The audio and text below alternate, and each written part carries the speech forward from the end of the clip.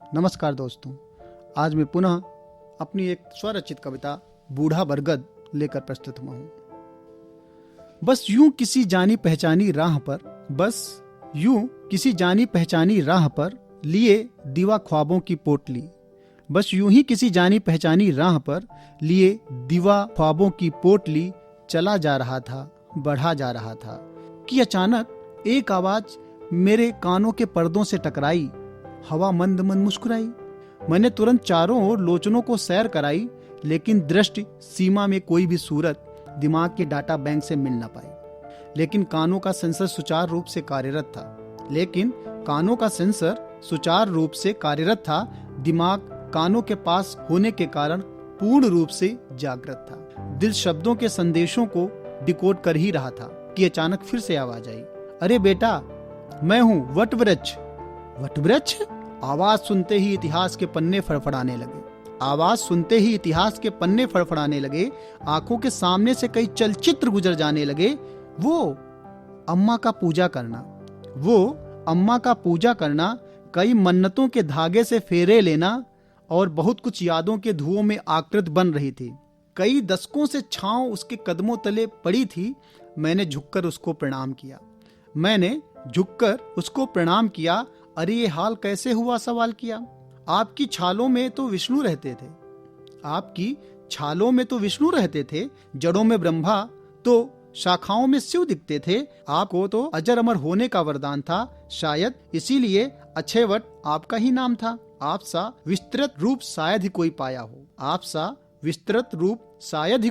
हो, शायद ही कोई ऐसा हो जो आपकी छाया न पाया हो। फिर अचानक ये क्या हो गया? वो लहलहाता चेहरा जाने कहाँ खो गया। वो जिसकी सांसें लेती लटकती जड़ें पकड़ हम बचपन को पैंगे मार मार कर जवानी तक पहुंचे थे। वो जिसकी मजबूत शाखाओं रूपी कंधों पर चढ़ आसमान में तैरते बादलों को निचोड़ने का जज्बा रखते थे, वही खांसते खांसते सांसों को संभालते बोला कि कल शहर से एक बड़े बाबू आए थे, साथ में अपने धारदार हथियार लाए थे। कह रहे थे इस गांव को शहर से मिलाना है, इधर से एक चौड़ी सड़क बनाना है। मैं बूढ़ा हो रहा हूं ना, अब प्रतिरोध करने की सामर्थ्य भी नहीं। मैंने कहा, आप और बूढ़े? आप तो हमेशा से जवान थे। मेरे बाबा पापा सब यही बताते थे। वो नुक्कड़ का बरगद का पेड़, हमारी खेतों की मेड़, उम्र में एक ही हैं। फिर अचानक से आप कब से बूढ़े हो गए? आपके विशाल मजबूत हाथ इतने कमजोर कैसे हो गए? वो बोला कि अब प्रेम की खाद कोई डालता ही नहीं। अब कोई मुझको गले लगाता ही नहीं। पहले तो शाम में चौपाल लगती थी, फिर जानवरों संग मौन अंताक्षरी की शाम सजती थी। वही सब तो मेरे प्रोटीन विटामिन हुआ करते थे जो मुझको हरित और जवान रखा करते थे। पर अब शायद समय बदल गया। मैं अब किसी काम का नहीं रहा। मैंने कहा, ऐसा तो कुछ नहीं है। पर उसने कहा, ऐसा ही अब सही है।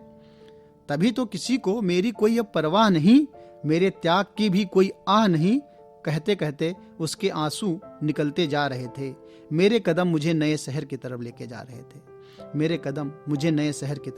रहे थे। धन्यवाद।